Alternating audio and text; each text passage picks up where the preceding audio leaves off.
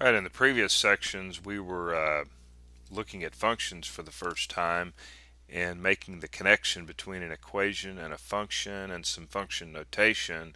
But let's get a little bit deeper into the definition of a function. I'm going to start with drawing some pictures first. So this is kind of a popular picture to draw when we're first talking about functions and learning about them. We're going to let this closed curve here represent a set, and we're going to call it the big capital letter, the set X, and this will be the capital letter, the set Y. And here's an element in set X, and we'll call it X of 1. Now what this function is going to do here is I'm going to take this element and plug it into the function, and it's going to get mapped to, let's say, y of 1. Now y of 1 is considered to be the image of x of 1 under f. Now let's say that there's another element in this set, and we'll call this x of 2, and it gets mapped over to, let's say, y sub 2. So y sub 2 is the image of x of 2 under f. Now this set over here, X, is the domain. And this set, which could be a subset actually of Y, this set, it's the set of all the images, and that set is known as the range. So this is going to be a really important concept, and that is domain and range. You're going to be given a function, you're going to be asked to find its domain, or you may be asked to find its range, or maybe both. Now, more generally, this is known as a relation. How big X is related to Y. We may also write this relation, and this is a special kind of relation, and it's known as a function.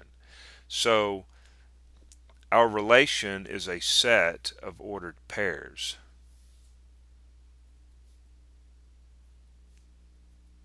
So x of 1 is related to, let's say, y sub 1, and x of 2, y sub 2, and I don't know, we'll give it one more, x of 3, y sub 3.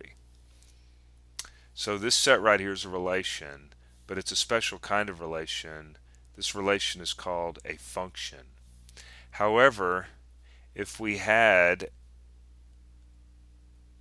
some ordered pairs in our set that look like, let's say, this, and I don't know, we'll give it another ordered pair. Let's say x of 2 and y sub 2. In this particular relation here, this is not a function because x of 1, right, is being mapped to y sub 1, but then there's another ordered pair where x of 1 is being mapped to y sub 2. Right, each element in the range, now these are the elements that are in the range. Each element in the range, right, must have exactly one and only one element in the domain associated with it. So back to our diagram, we have x of 1 and y sub 1 and y sub 2, let's say. This x of 1 is being mapped over here to y sub 1 and y sub 2. Okay, this could be a relation, but it's not a function. You see, because there's an element over here in the domain that's getting mapped to two separate elements over here in the range. Okay, this is not a function. Now, there's another picture that I like to talk about that kind of helps you understand a function, what a function does, we'll work with a specific example here. So this is called my function machine. This is the function machine, and we'll label it as H. So I'm going to, I think we called it H, didn't we? I'm going to define what my function machine does, and it's going to square. It's our squaring machine. Alright, I guess I should have put a square here, not a rectangle. But let's define the domain of our function h of x. Let's define it as the set of whole numbers, 0, 1, 2, 3, and so forth. So these are the things that are going in the machine. And remember what's coming out of the machine, this set is known as the range. So 0 goes in the machine from the domain, right? 0 goes in, and it's going in the machine, and it comes out of the machine as 0, right? You plug 0 in for x squared, and you get 0 out. So remember, h of 0 is equal to 0. Plug 1 in, so we're going to put 1 into the machine. So 1 goes in, and 1 comes out.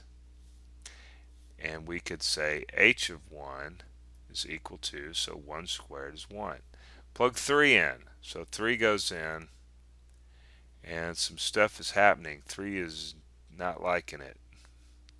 And 9 comes out, so h of 3 is equal to 9. So this is just another way of understanding what a function is. Now remember what a function's not. If I plugged 1 in to the function machine and 2 separate things came out, okay, that's not a function, right? Can't have 2 things coming out of our function machine. You could have a relation machine, and where 2 goes in and 2 different numbers come out, or 3 different numbers come out, or whatever. Now that you could say that's a relation, but a more special type of relation is a function.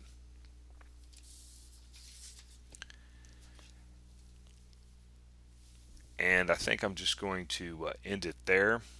We don't want to get too complicated of what functions are. We can go on for days and days on different kinds of functions, but we're just going to leave it right there.